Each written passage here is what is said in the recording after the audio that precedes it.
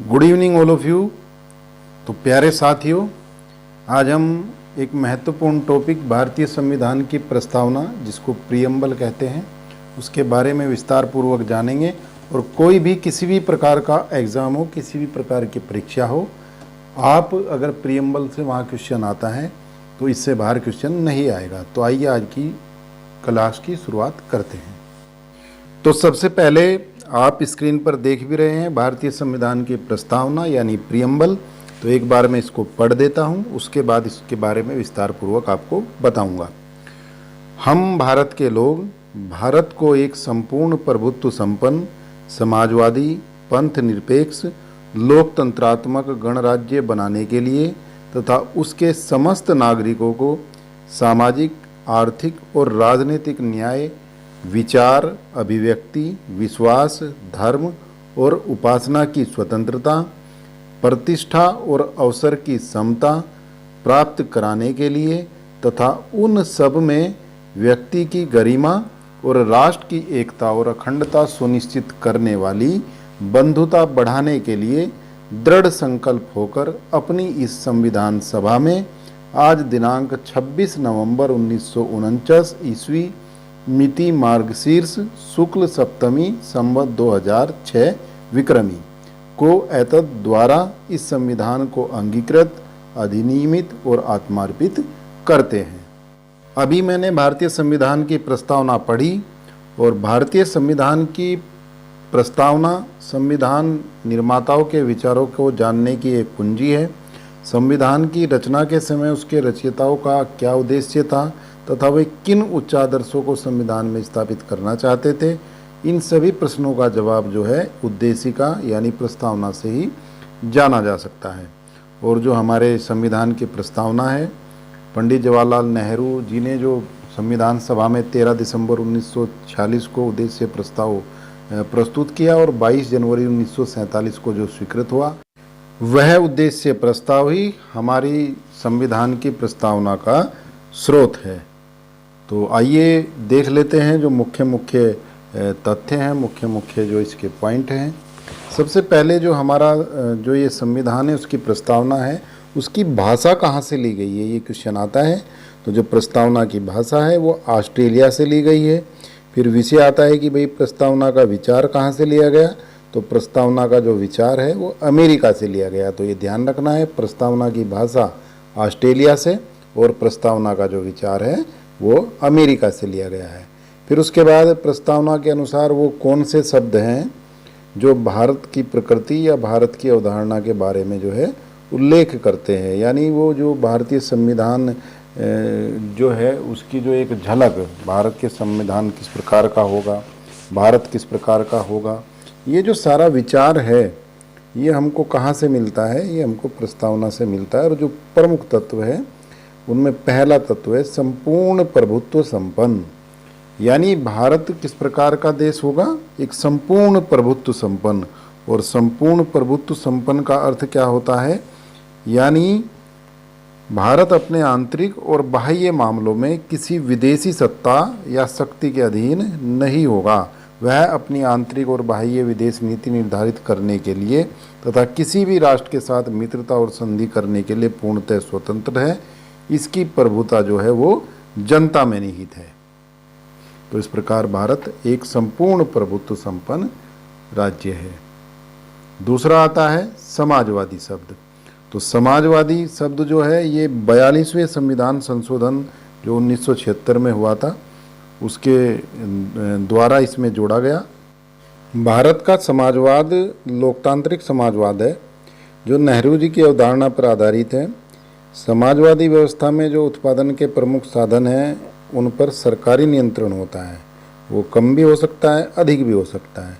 जबकि साम्यवादी समाजवाद में राज्य का नियंत्रण जो है वो बहुत अधिक कठोर होता है और जो लोकतांत्रिक समाजवाद होता है उसमें नियंत्रण जो है अपेक्षाकृत कम होता है। और भारत ने क्या किया, भारत ने बीच का रास्ता अपनाया और मिश्रित व्यवस्था को जो है जन्म दिया।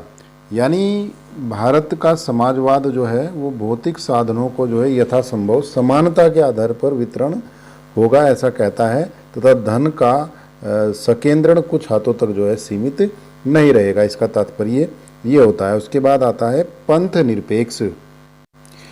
पंथ निरपेक्ष जो शब्द है वो भी 42वें संविधान संशोधन द्वारा ही जोड़ा गया, और जिससे ये तात्पर्य है कि राज्य का कोई भी एक धर्म नहीं होगा, या राज्य किसी धर्म विशेष को राजधर्म के रूप में मान्यता प्रदान नहीं करेगा, बल्कि वह सभी धर्मों को तटस्थ भाव से समान संरक्षण जो है प्रदान करता है। राज्य में धर्म जो है वो अपना व्यक्तिगत विषय जो है वो माना जाता है। उसके बाद जो शब्द आता है वो आता है लोकतंत्रात्मक। तो लोकतंत्रात्मक से जो तात्पर्य है लोगों का तंत्र अर्थात जनता का शासन। तो अब्राहम लिंकन ने कहा भी है कि लोकतंत्रात्मक शासन जनता का, जनता के लिए और जनता द्वारा स्थापित शासन जो है वो होता है। तो भारत में जनता अपने द्वारा निर्वाचित प्रतिनिधियों के माध्यम से शासन चलाती है। इसे अप्रत्यक्ष लोकतांत्रिक प्रणाली या प्रतिनिधि प्रणाली जो है वो कहा जाता है।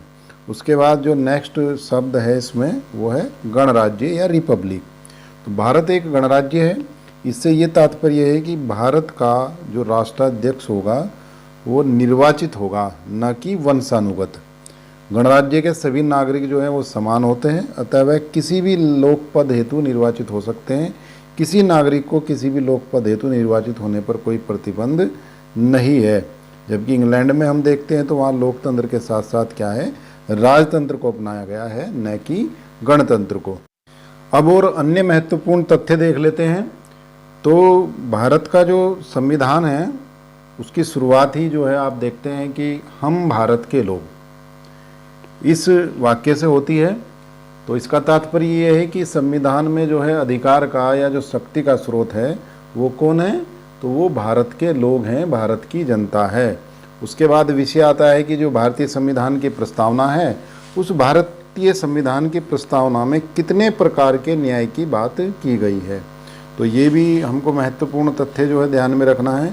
भारतीय संविधान की प्रस्तावना में 3 प्रकार के न्याय की बात, यानी सामाजिक न्याय, आर्थिक न्याय और राजनीतिक न्याय, 3 प्रकार के न्याय की बात की गई है। कई बार क्वेश्चन को जो एग्जामिनर है वो घुमा फिरा कर दे देता है, इसमें कोई एक और अन्य न्याय जो है आपके साथ जोड़ देगा, धार्मिक न्याय जोड़ देगा, और आपसे कहेगा कि इनमें क्या गलत है क्या सही है। इस प्रकार से जो है आपको ध्यान रखना है कि 3 प्रकार के न्याय की बात की गई है। उसके बाद ये क्वेश्चन आता है कि भारतीय संविधान की प्रस्तावना में कितने प्रकार की स्वतंत्रता जो है वो बताई गई है। तो 5 प्रकार की स्वतंत्रता है: विचार, अभिव्यक्ति, विश्वास, धर्म और उपासना। तो ये भी आपको ध्यान रखना है कि भारतीय संविधान की प्रस्तावना में 5 प्रकार की स्वतंत्रता की बात की गई है। नेक्स्ट क्वेश्चन इसमें आता है कि प्रस्तावना में है अब तक कितने संशोधन किए जा चुके हैं।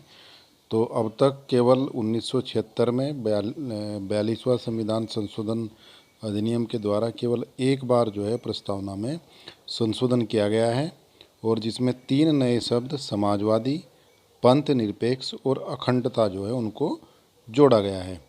तो प्रस्तावना में केवल एक बार अब तक संशोधन हुआ है 1976 में, और 42वें संविधान संशोधन के द्वारा, ये भी हमको ध्यान रखना है।